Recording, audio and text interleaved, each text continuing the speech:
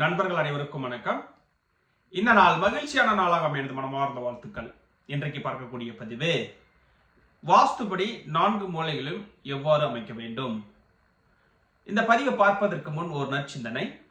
மற்றவர்களை அன்பால் மகிழ செய்வதே ஒருவர் பெற்றிருக்க வேண்டிய பாக்கியங்களில் எல்லாம் மேலான பாக்கியம். இன்றைக்கான பதிவுக்குள்ள போகலாம். வாஸ்துபடி 4 மூலைகளும் எவ்வாறு அமைக்க வேண்டும். ஒரு சில பேர் பார்த்தீங்கன்னா, இப்போ சுற்றுச்சுவர் கட்டும் பொழுது அந்த மூலைகளில், இப்போ 4 மூலைகள்னா வடகிழக்கு, தென்கிழக்கு, தென்மேற்கு, வடமேற்கு.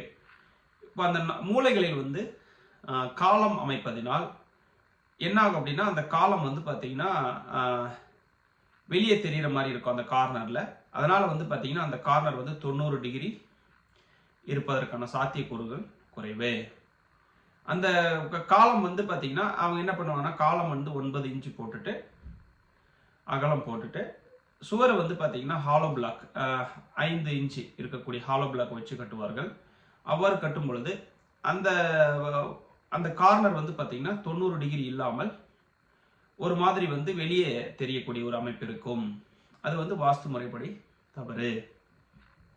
வீட்டினுள் என்ன பண்ணுவாங்க அப்படின்னா, ஜன்னல்கள் அமைக்கும் பொழுது சற்று சுவர், ஜன்னல் மற்றும் கதவுகள் அமைக்கும் பொழுது கொஞ்சம் சுவர் வைத்து விட்டு பிரிக் வால் வச்சுட்டு அதுக்கப்புறம் அமைக்கும் பொழுது அந்த ஒவ்வொரு அறையினுடைய ஒவ்வொரு மூலையும் நம்ம பார்த்தீங்கன்னா 90 டிகிரி இருக்கிற மாதிரி செய்து கொள்ள முடியும்.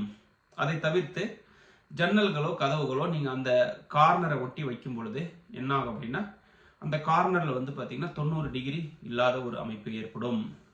அதை அதனால நீங்கள் ஜன்னல்கள் கதவுகள் வைக்கும் பொழுது ஒரு அரடி சுவர் வைத்து விட்டு அதுக்கப்புறம் ஜன்னல்கள் வைக்கலாம். மூலையிலிருந்து வைக்கும் பொழுது அதே போல கதவுகள் வைக்கும் பொழுதும் ஒரு அரடி சுவர் வைத்து அதுக்கப்புறம் கதவுகள் வைப்பது சால சிறந்தது.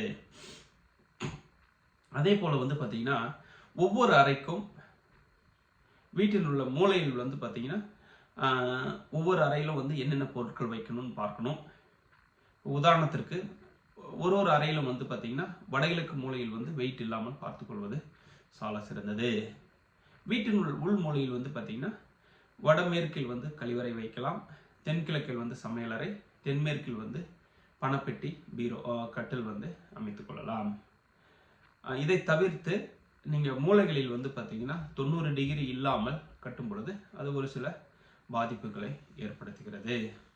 நீங்கள் சுற்றுச்சூழலுடைய மூலையும் வீட்டினுடைய மூலையும் 90 டிகிரி வைத்து அமைத்தால் வீடு பார்த்தீங்கன்னா பலம் வாய்ந்த மனையாக மாறும்.